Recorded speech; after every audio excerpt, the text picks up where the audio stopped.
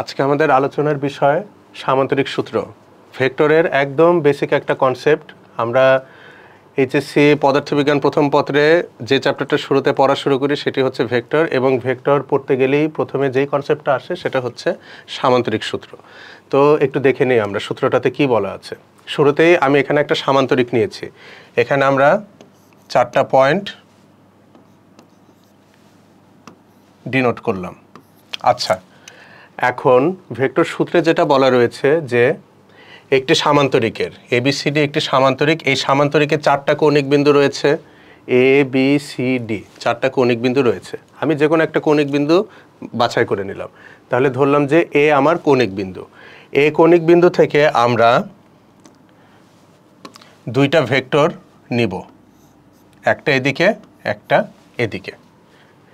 তাহলে আমার একটা ভেক্টর যাচ্ছে এডি বরাবর আর একটা ভেক্টর যাচ্ছে এবি বরাবর। তাহলে আমার এই দুটো ভেক্টরের লব্ধিটা কোন দিকে কাজ করবে? লব্ধি কাজ করবে আমার এসি বরাবর।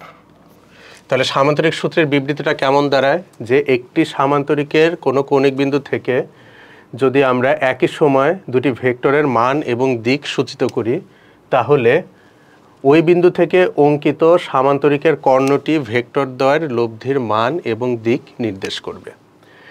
ভেক্টরের লব্ধি বিষয়টা কি মূলত? ধরা যাক যে আমি একটু বুঝিয়ে দিচ্ছি আলাদা করে। এটা একটা বক্স, তা দুই বন্ধু এই বক্সটা টানাটানি করলো। এখন প্রথমজন তাকে F1 বলে, এদিকে টানলো। দ্বিতীয়জন বক্সটাকে F2 বলে, এইদিকে টানলো। তাহলে বক্সটা তো আমার F1 এর দিকেও যাবে না সোজাসুজি, F2 এর দিকেও যাবে না, মধ্যবর্তী কোনো একটা দিকে অগ্রসর হবে। এই যে দুটো ভেক্টর দুই দিকে কাজ করছে এবং ফলাফল হিসেবে বস্তুটা আলটিমেটলি যেই দিকে যাবে সেই দিকটাই আমরা লব্ধি হিসেবে বলতে পারি। আচ্ছা, তাহলে এই সামান্তরিক আমরা কি দেখতে পেয়েছি? এবিসিডি সামান্তরিকের একটি কৌণিক বিন্দু এ, এবং এই কৌণিক বিন্দু থেকে আমি একই সাথে দুইটা ভেক্টরকে সূচিত করেছি বা ডিনোট করেছি বা দেখিয়েছি। এটা একটা ভেক্টর এবি বরাবর গেল, একটা ভেক্টর এডি বরাবর গেল। এখন বল তো একটা ভেক্টর রাশি, তা আমরা বল ধরতে পারি যে একজন এইদিকে বল প্রয়োগ করবে এবি বরাবর, আরেকজন এডি বরাবর বল প্রয়োগ করবে। তাহলে সামষ্টিকভাবে বা আলটিমেটলি বলটা যাচ্ছে আমার এসি বরাবর। এটাই হচ্ছে আমার সামান্তরিকের সূত্র। এখন প্রথম বলকে আমি পি দ্বারা সূচিত করলাম, দ্বিতীয় বলকে কিউ দ্বারা সূচিত করলাম, এবং আমার লব্ধিকে আমি আর দ্বারা সূচিত করলাম। রেজাল্টেন্ট, এই রেজাল্টেন্টের আরটাই মূলত আমরা লব্ধির ক্ষেত্রে আর দ্বারা দেখিয়ে থাকি। আচ্ছা, এখন আমরা এই লব্ধির মান এবং দিক কি হবে সেটা নিয়ে একটু কথা বলবো। সবার শুরুতে আসি, এই যে আমি দুটো স্বাধীন ভেক্টর নিয়েছি, এবি বরাবর পি ভেক্টর এবং এডি বরাবর কিউ ভেক্টর, এদের মধ্যবর্তী কোণ কত? আমরা ধরে নিই মধ্যবর্তী কোণ আলফা। আচ্ছা, আর এই যে আমার লব্ধি এবং অনুভূমিক ভেক্টর, এদের মধ্যবর্তী কোণটা আমি ধরে নেই থেটা। তাহলে আমি কিন্তু এখানে বেশ কয়েকটা চলক পেয়ে গেছি। দুটো ভেক্টর পি এবং কিউ, তাদের লব্ধি আর, পি এবং কিউ ভেক্টরের মধ্যবর্তী কোণ আলফা, এবং লব্ধি আর এর সাথে অনুভূমিক যে ভেক্টর তাদের মধ্যকার কোণ হচ্ছে থেটা। তাহলে আমার এখন কাজ হচ্ছে আমি আর এর মানটা বের করব, এবং এই যে লব্ধি এটা অনুভূমিক ভেক্টরের সাথে কী কোণ তৈরি করছে সেই মানটা আমরা বের করে দেখার চেষ্টা করব।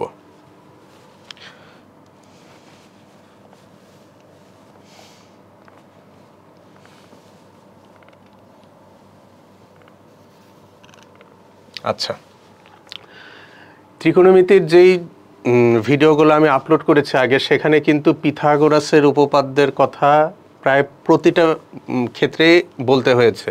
তো এখানেও কিন্তু আমাদের পিথাগোরাসের সূত্রের সাহায্য নিতে হবে, এবং সেই উপপাদ্য বা পিথাগোরাস থিওরেম অ্যাপ্লাই করার আগে আমাকে আবার কিছু ড্রয়িং করতে হবে অ্যাডিশনাল। তা ড্রয়িংটা দেখা যাক কিভাবে করি। এখানে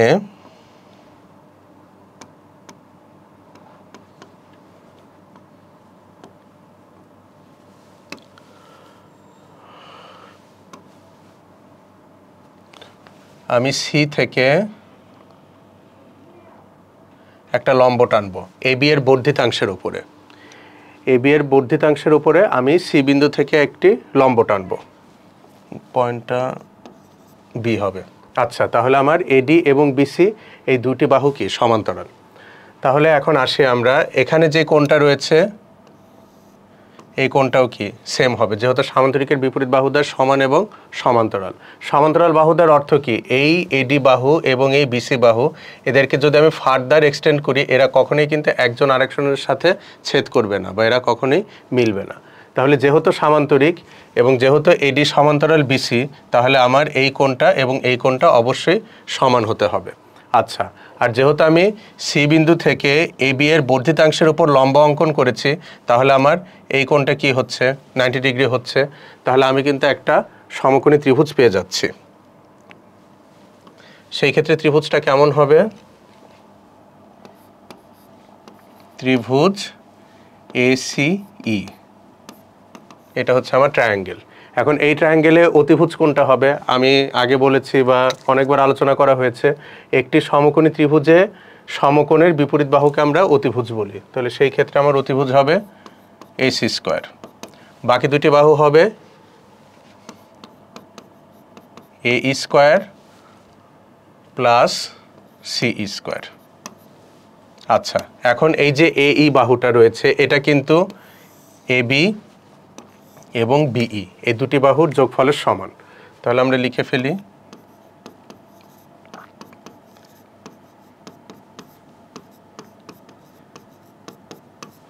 আচ্ছা, এখন আমি চাচ্ছি যে সমীকরণটাকে একটু ছোট করে নিতে।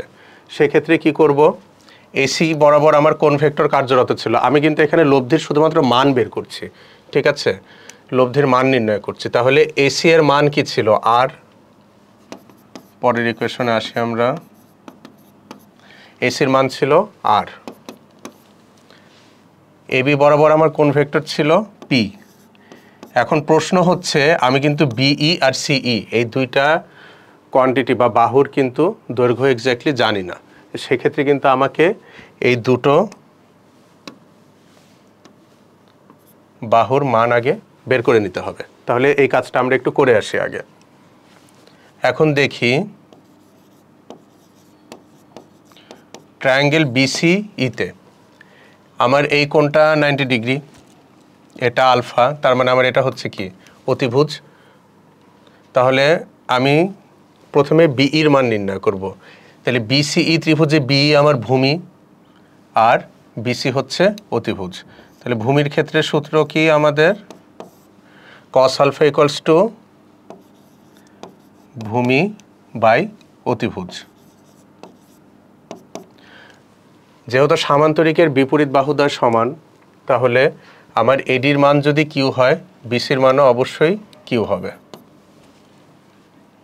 তাহলে সেখান থেকে আমরা পাচ্ছি বিই সমান সমান বিসি কস আলফা, বিসির মান কিউ, তাহলে আমরা বসিয়ে দিই। তাহলে এই যে একটি বাহুর কিন্তু আমরা মান পেয়ে গেলাম, বিই সমান সমান কিউ কস আলফা। এখন যদি আমরা সির মানটা বের করতে চাই, একই ত্রিভুজের ক্ষেত্রে বের করব, সেটাও বের করা সহজ, করে ফেলছি।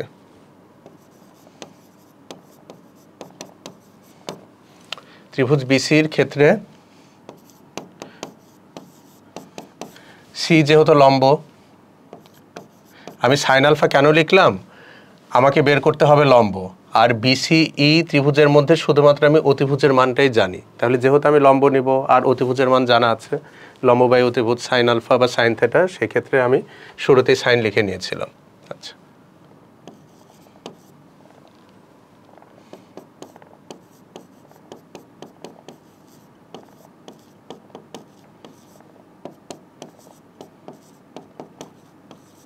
তাহলে সি সমান সমান আমার এসেছে কিউ সাইন আলফা। এই মান দুটো আমি এখন এই সমীকরণে বসিয়ে দিচ্ছি। তাহলে বি সমান সমান কিউ কস আলফা লিখে ফেলি, আর সি সমান সমান কিউ সাইন আলফা লিখে ফেলি।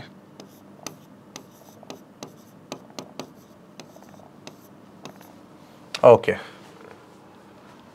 এখন একদম আমাদের ছোটবেলার যে সূত্রটা ওটা একটু আমরা স্মৃতিচারণ করব। a + b whole square expand করলে কি হয়? a square plus 2ab plus b square. তাহলে আমি এটাকে যদি a হিসাবে ডিনোট করি, এটাকে b হিসাবে ডিনোট করি, তাহলে কি পাবো? a স্কয়ার মানে p স্কয়ার। b স্কয়ারের ক্ষেত্রে কি হবে? q square cos square alpha, 2ab 2pq cos alpha. আর এটাকে বর্গ করলে আমার আসছে q square sin square alpha. এখন p স্কয়ার নিলাম, 2pq cos আলফা নিলাম। q স্কয়ারের ক্ষেত্রে কি এই যে এই দুটো জায়গায় কি আমার q স্কয়ার কমন রয়েছে, তাহলে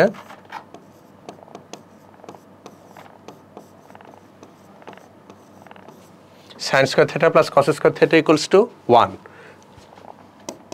ত্রিকোণমিতি কত গুরুত্বপূর্ণ এটা সময় যত যাবে তত বোঝা যাবে। কি ভেক্টর বলি, কি নিউটনিয়ান মেকানিক্স বলি, কি ডিফারেন্সিয়েশন বলি, ইন্টিগ্রেশন বলি, বলবিদ্যা বলি, প্রত্যেকটা জায়গায় ত্রিকোণমিতি ছাড়া কোনো কাজে আমরা করতে পারবো না। ওই জন্য ত্রিকোণমিতিক কনসেপ্টটা মানে খুব ভালোভাবে আয়ত্ত করা দরকার, না হলে প্রতি পদে পদেই হোঁচট খেতে হবে।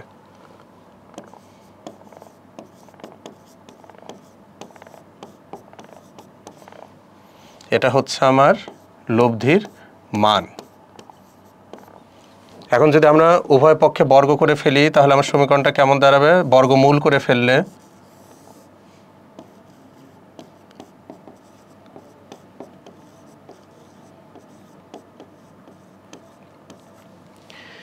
এই যে আমরা একটি সামান্তরিকের দুটি সন্নিহিত বাহু দ্বারা একই সাথে দুইটি ভেক্টরকে সূচিত করেছি এবং তাদের কর্ণ বরাবর যে লব্ধিটা পেয়েছিলাম সেই লব্ধির মান হচ্ছে √p square plus q square plus 2pq cos alpha. এটা গেল আমার লব্ধির মান। এখন আমরা লব্ধির দিক নির্ণয় করব। লব্ধির দিক বলতে এই যে লব্ধিটা রয়েছে সেই লব্ধিটা আমার অনুভূমিক ভেক্টরের সাথে কি কোণ তৈরি করেছে? থিটা কোণ তৈরি করেছে। তাহলে আমরা এই অ্যাঙ্গেলটার ভ্যালু বের করব। তো আশা করি এই পোর্শনটা সবাই বুঝতে পেরেছো। আমি এটা মুছে দিচ্ছি।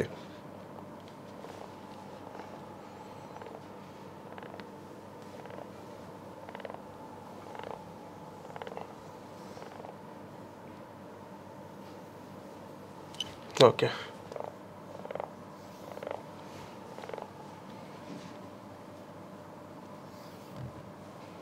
ঠিক আছে। তাহলে এখন আমরা থিটার মানটা বের করব। প্রথমে লব্ধির মান বের করেছি, এখন লব্ধির দিক নির্ণয় করব বা রেজাল্ট্যান্ট ভেক্টরের ডিরেকশনটা বের করব, লব্ধির দিক। আচ্ছা, এখন দেখি ACE সমকোণী ত্রিভুজ, যেটা আমরা মান বের করার ক্ষেত্রে ব্যবহার করেছিলাম, একই ত্রিভুজ আমরা দিক নির্ণয়ের ক্ষেত্রেও ইউজ করব। তাহলে সমকোণী ত্রিভুজ ACE তে। আচ্ছা, আমরা কিন্তু এখন সির মানও জানি, বিইর মানও জানি। তাহলে আমি যদি এই অনুপাতটা নেই তাহলে কেমন আসে একটু দেখি তো। ট্যান থিটা সমান সমান, আমরা কি জানি? ট্যান থিটা সমান সমান লম্ব বাই ভূমি। তাহলে ত্রিভুজ ACE তে আমি একটু স্লাইসটা নিয়ে দেখাচ্ছি, তাহলে হয়তো বুঝতে সুবিধা হবে।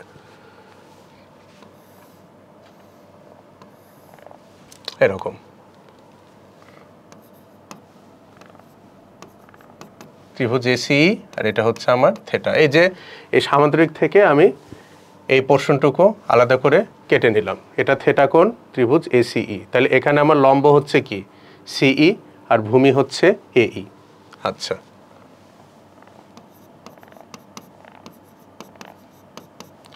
এখন এই যে AE কি? দুটা বাহুর দৈর্ঘ্যের যোগফল, একটা হচ্ছে AB আর একটা BE।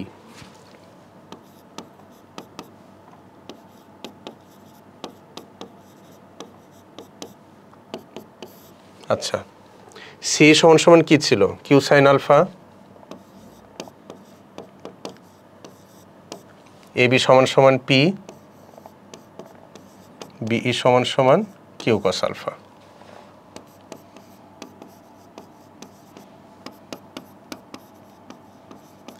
তাহলে এটাই কিন্তু আমার দিকের মান আমরা পেয়ে গেলাম। tan থিটা সমান সমান q sin alpha divided by p plus Q cos alpha.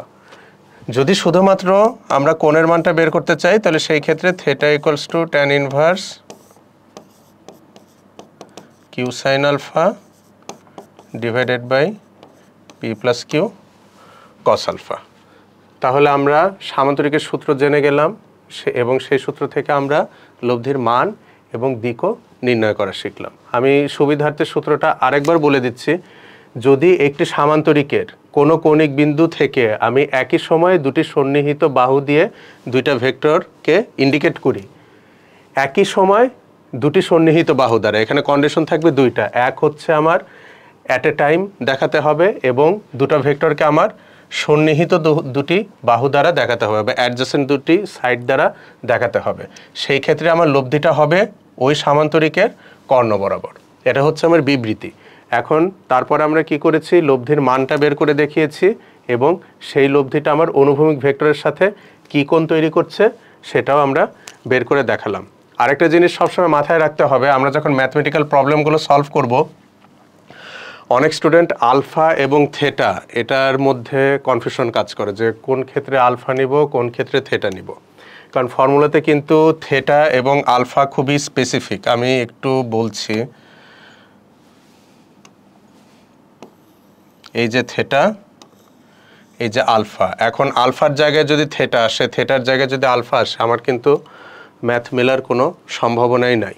তো খুব সহজ একটা বিষয়, আমার প্রদত্ত যে দুটি ভেক্টর থাকবে বা গিভেন যে দুটি ভেক্টর থাকবে তাদের মধ্যে অ্যাঙ্গেলটা হবে অলওয়েজ আলফা। প্রদত্ত দুটি ভেক্টরের মধ্যবর্তী কোণকে আমরা আলফা দিয়ে চিহ্নিত করব এবং লব্ধির সাথে অনুভূমিক যে ভেক্টরটি থাকবে, এটা সবসময় মাথায় রাখতে হবে, থেটা কোণ হচ্ছে লব্ধির সাথে অনুভূমিক ভেক্টর, সেই ক্ষেত্রে আমরা থেটাটা নিব। তাহলে থেটা হবে লব্ধির সাথে অনুভূমিক ভেক্টরের কোণ এবং আলফা হবে পি এবং কিউ এর মধ্যবর্তী কোণ বা প্রদত্ত দুটি ভেক্টরের মধ্যবর্তী কোণ। এটা মোটামুটি একটা প্রসেস, এটা ফলো করলে সাধারণত থেটা আলফা বোঝার ক্ষেত্রে কনফিউশনটা অনেকটাই দূর হবে। ধন্যবাদ।